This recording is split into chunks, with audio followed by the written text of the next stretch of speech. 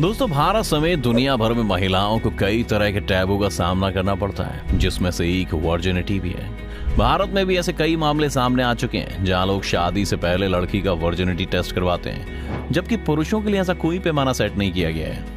हालांकि समय के साथ ये चीजें कम भी हुई हैं, लेकिन पूरी तरह से खत्म नहीं हो पाई हैं। अभी भी कई देश ऐसे हैं जहां पर शादी से पहले लड़कियों का वर्जिनिटी टेस्ट कराना काफी जरूरी माना जाता है और उसी के आधार पर ये डिसाइड किया जाता है कि उससे शादी करनी है या नहीं। ऐसी एक देश के बारे में हम आपको आज बताने जा रहे हैं जहां वर्जिनिटी टेस्ट के आधार पर दहेज भी तय होता है और शादी भी।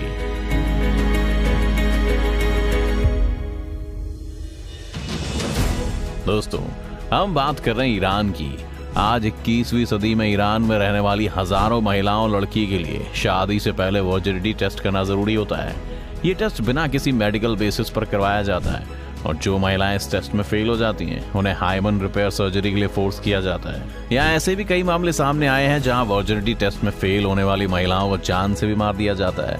लेकिन ये बात भी बता दें कि वर्जिनिटी टेस्ट का कोई मेडिकल आधार नहीं है, लेकिन ईरान में रहने वाले लोग लड़की पर इस टेस्ट को कराने के लिए दबाव बनाते हैं। इस वर्जिनिटी टेस्ट पर ईरान की महिलाओं का कहना है कि उन्हें यह कैरेक्टर सर्टिफिकेट बिल्कुल भी पसंद नहीं है, क्योंकि उन्हें इसके लिए एक अजीब और गरीब टेस्ट से गुजरना पड़ता है। वर्जिनिटी टेस्ट के लिए क्लिनिक गई एक महिला ने बताया कि उसे आना बिल्कुल भी पसंद नहीं है, लेकिन परिवार के दबाव के कारण उसे ये करना पड़ा। आपको यहीं पर बता दें कि कई बार लड़कियां वर्जिन होते हुए भी इस टेस्ट में फेल हो जाती हैं, क्योंकि बिना सेक्स के भी उनका हाइमन टूट चुका होता है। और ये बिल्कुल नॉर्मल है कि फर्स्ट टाइम सेक्स के दौरान उन्हें ब्लड ना आए। ऐसा इसीलिए होता है कि अगर ज्यादा वेट उठाने या डांस या जिम जैसी फिजिकल एक्टिविटी करने से भी हाइमन टूट जाता है और लोग इससे लड़कियों की वर्जिनिटी को जज करते हैं। इसी मुद्दे पर बात करते हुए ईरान की एक डॉक्टर ने कहा कि ऐसा नहीं है कि इस टेस्ट के लिए लड़के वालों की तरफ से दबाव बनाया जाता है, बल्कि कई बार तो लड़की की फैमिली इस टेस्ट के लिए लड़की पर दबाव डालते हैं। डॉक्टर ने कहा कि मेरी ऑब्जर्वेशन के मुताबिक 90% मामलों में टेस्ट लड़की के परिवार वाले करवाना चाहते हैं। वहीं ऐसे मामले भी सामने आए हैं जिसमें शादी करने वाले लड़के को लड़की पर पूरा भरोसा होता है और वो वर्जिनिटी टेस्ट के लिए इनकार कर देता है, लेकिन फिर भी लड़की के परिवार वाले वर्जिनिटी टेस्ट के लिए लड़की पर दबाव डालते हैं। अब इस कंडीशन में आप समझ ही सकते हैं कि लड़की के घर वालों के लिए उनकी इज्जत इतनी प्यारी है कि वो अपनी लड़की को भूल जाते हैं। समाने सवादी नाम की एक वुमेन राइट एक्टिविस्ट ने अपनी लेटेस्ट रिपोर्ट में बताया कि ईरान में इस तरह के टेस्ट महिलाओं के खिलाफ हिंसा को बढ़ावा देते हैं, जिसकी कोई मेडिकल वैलिडिटी नहीं होती। साथ ही इस टेस्ट के कारण महिलाओं की डिग्निटी को भी ठेस पहुंचती है। अब अगर टेस्ट की बात करें तो ईरान में लोग अपनी बेटियों और पत्नियों को मेडिकल सेंटर्स में ले जाकर उनका टेस्ट करवाते हैं। ईरान के कुछ हिस्सों में आज भी वर्जिनिटी से जुड़े हुए इन रीति रिवाजों का पालन किया जाता है।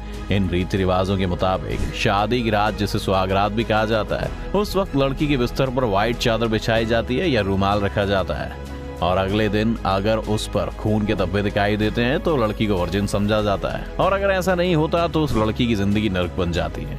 अब इस दौरान होता यह है कि पति तो बीवी को वर्जिन समझकर फिजिकली सेटिस्फाइड हो जाते हैं, लेकिन हकीकत यह है कि पति को पेश की गई खुशी महिलाओं के लिए बहुत दर्दनाक साबित होती है। उस पर मजबूरी ये है कि इतना दर्द बर्दाश्त करने के बाद भी वो अपनी तकलीफ पति से लेकर ससुराल में या मायके में किसी से भी शेयर नहीं कर सकती हैं, क्योंकि इससे उनकी वर्जिनिटी सवालों के दायरे में आ जाएगी और उनके अपने ही उनकी जिंदगी नरक बना डालेंगे।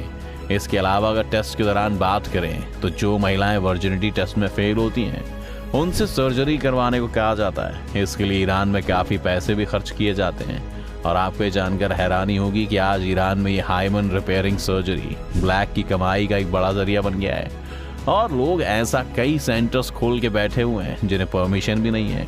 अब होता ही है कि परिवार के लोग बात बाहर ना निकले इस चक्कर में लड़कियों को ऐसे ही सेंटर में ले जाते हैं जहाँ ना तो कोई सर्टिफाइड डॉक्टर होता है और ना ही मेडिकल में ऐसे किसी इलाज की परमिशन होती है। इस सर्जरी में हाइमन रिपेयरिंग के दौरान महिलाओं के प्राइवेट पार्ट की ओपनिंग को सिल दिया जाता है और जब इंटरकोर्स होता है तो ये सिला हुआ हिस्सा खुल जाता है, जिस कारण ब्लीडिंग होती है। ऐसे बहुत से लोग हैं जो महिलाओं से इसी तरह की उम्मीद करते हैं, लेकिन हाइमन रिपेयरिंग का जो प्रोसेस अपनाया जाता है उसे मेडिकल साइंस में कोई मान्यता प्राप्त नहीं है। बहुत से जेंडर रिसर्चर्स के अनुसार जो महिलाएं वर्जिनिटी टेस्ट में फेल होती हैं उन्हें कई तरह के बुरे नतीजों का सामना करना पड़ता है। जब किसी लड़की के वर्जिन ना होने या शादी से पहले गैर मर्द से शारीरिक संबंध बनाने का पता चलता है तो कई बार उसकी जान तक ले ली जाती है। इसीलिए मजबूरी ये है कि अगर किसी लड़की ने इसका टेस्ट का विरोध किया तो उसके ऊपर न केवल तमाम तरह के ऊटपटांग एलिगेशन लगेंगे, बल्कि समाज उसे गलत नजरों से देखना भी शुरू कर देगा, ताकि फेल होने पर उसे समाज और अपनों की नजरों में गिरना तो ना पड़े। दोस्तों, वैसे तो ये सब देखने सुनने में काफी आसान दिखाई दे रहा है। जो लड़की इन सब परेशानियों से या कई स्टेज से गुजरती है, उसके लिए तो जब तक टेस्ट रिपोर्ट ओके ना जाए तब तक समझिए संकट ही संकट है। खैर, ये बात ईरान में इतने खुले ढंग से हो रही है, शायद इसीलिए लोगों तक ये बात पहुंच रही है। लेकिन ऐसा नहीं है कि ऐसे मामले में ईरान ही शामिल नहीं है, बल्कि अगर भारत की भी बात करें तो भारत में भी हर साल हाइमन रिपेयरिंग सर्जरी में 20 से 30% के एनुअल ग्रोथ देखने को मिल रहा है, जिसकी कॉस्ट करीब 25 से 30 हजार रुपए तक होती है। दोस्तों, आपकी इस मामले में क्या राय है, हमें कमेंट करके जरूर बताएं। साथ ही इस वीडियो को लाइक और शेयर करना ना भूलें और चैनल को सब्सक्राइब भी करें।